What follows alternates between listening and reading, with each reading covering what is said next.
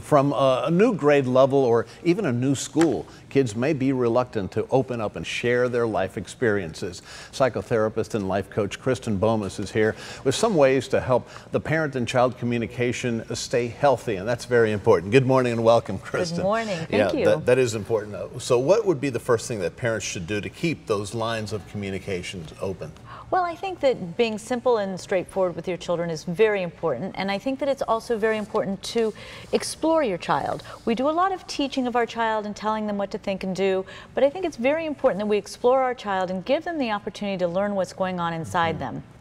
Teach them that language so they know their own experience. A lot of Q&A, because if it's too much boom, boom, boom, boom, then they don't open up. Maybe. Correct. The child gets used to following expectations and looking outward for direction and doesn't learn to follow their own experience. How about that quiet kid, that reserved kid that, you know, sometimes won't open up, and what do you do to open up him or her up?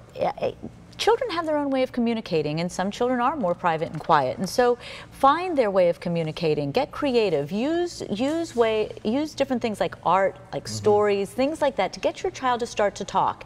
And every child communicates. The question is, how does your private child communicate? Let them know your worries clearly and succinctly and talk to them about what you're experiencing. That sometimes opens up your child and gets them then to talk to you a little bit more than they would otherwise. That seems like an icebreaker, but you genuinely have to pay attention to their art, and then you kind of chime in and what's this about? What does this mean? Yes, exactly. Little tricks. Learn their style. What if they get very defensive and maybe resort to going to their room as a little hideout?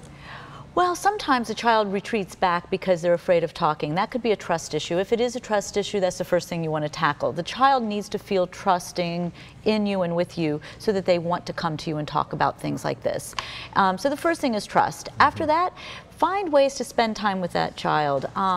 He or she will want to tell somebody. Share your own story. Talk about, you know, bullying, rough times in your own life. Open up those stories so that as you talk freely about it, the child can start to say, oh yeah, I experienced that too, Mom or Dad. And then all of a sudden, you have a conversation going with a child that otherwise might retreat back or get defensive. And that's a biggie, right? Bullying. I mean, it continues to be a problem, and cyberbullying. Absolutely. And especially, you know, you have to take care of both, because the cyberbullying can go unnoticed if we get too focused on the physical bullying in the school place. All right, and you think it is okay to talk to your child about your own experiences? Absolutely. They don't think about it, oh, that was so long ago, that was the old days. Yeah, no, because even if they say that, once we start talking about our experience of it, even if we're kind of making it up a little bit, as we start making, you know, talking about that, the child then relates and then starts to open up and agree, and now we can start to open up more conversation by exploring our child. And that's the whole trick, get them to open up. That is absolutely the secret. It's good advice, because sometimes I find myself harping, and